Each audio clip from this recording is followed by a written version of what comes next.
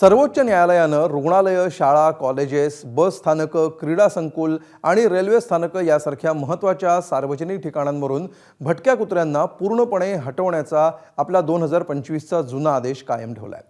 प्राण्यांच्या नावाखाली नागरिकांच्या, विशेषतः लहान मुलं आणि वृद्धांच्या जीवाशी खेळू नका असा स्पष्ट इशारा कोर्टानं दिला असून या आदेशामध्ये कोणताही बदल करायला नकार दिलाय। प्राण्यांच्या नावाखाली लोकांच्या जीवाशी खेळ नको। धोकादायक भटक्या कुत्र्यांना मारलं जाऊ शकतं। भटक्या कुत्र्यांबाबत सुप्रीम कोर्टाकडून जुना आदेश कायम। नागरिकांची सुरक्षितता आणि भटक्या कुत्र्यांचा वाढता धोका लक्षात घेता सर्वोच्च न्यायालयाने एक महत्त्वाचा निर्णय घेतला। कोर्टानं आपला 2025चा आदेश कायम ठेवताना धोकादायक आणि आजारी कुत्र्यांना इंजेक्शन देऊन मारलं जाऊ शकतं असं म्हटलंय। भटक्या कुत्र्यांसंदर्भात निकाल देताना न्यायालयानं मानवी सुरक्षेला प्राधान्य दिलेलं आहे। अत्यंत आक्रमक आणि आजारी कुत्र्यांना कायद्याच्या चौकटीत राहून मारण्याचे अधिकार प्रशासनाला देण्यात आलेले आहेत। अशा धोकादायक प्राण्यांना रस्त्यावर मोकळं सोडणं म्हणजे मानवी जीवाशी खेळण्यासारखं आहे असं मत आता न्यायालयानं नोंदवलं आहे। कोर्टानं आपल्या निकालात काही महत्त्वपूर्ण निरीक्षणं नोंदवली। सार्वजनिक ठिकाणांवरून कुत्रे हटवा।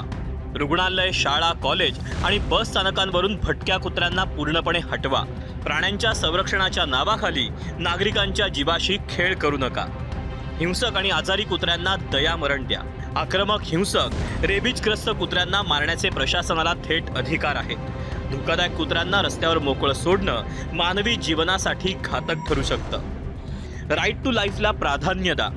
संविधानाच्या अनुच्छेद 21 नुसार प्रत्येक नागरिकाला सुरक्षित जगण्याचा अधिकार आहे।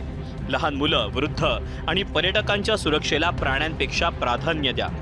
रस्त्यावर खाऊ घालण्यास बंदी आहे। सार्वजनिक ठिकाणी उघड्यावर किंवा रस्त्यांवर कुत्र्यांना खाऊ घालण्यास बंदी आहे। स्थानिक प्रशासनानं अन्न भरवण्यासाठी खास फीडिंग झोन्स तयार करावे। पकडलेल्या भटक्या कुत्र्यांची नसबंदी आणि लसीकरण करून त्यांना थेट शेल्टर होममध्ये ठेवा। जिल्ह्यामध्ये किमान एक सुसज्ज नसबंदी केंद्र उभारणं राज्य सरकारांना बंधनकारक आहे।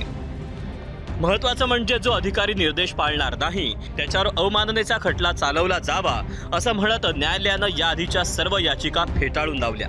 दरम्यान या निर्णयाबाबत प्राणी हक्क कार्यकर्त्यांमधून काय प्रतिक्रिया आली ती पाहूया। अगर आप सचमुच में सीरियस है कि इंसानों को जीने का हक होना चाहिए और कुत्तों को नहीं काटना चाहिए, तो उसका उपाय केवल इसमें है कि आप 780 NGOs को ट्रेन करें, आप 780 ABC सेंटर्स लगाएं। उसमें जितना आपने पोलियो के लिए एक हफ्ते में लगाया 700 करोड़, वो पूरे देश में 1 साल के लिए लगाना।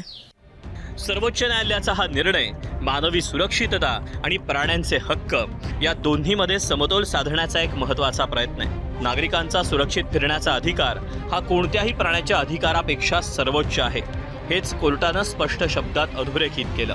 ब्युरो रिपोर्ट, ABP माझा।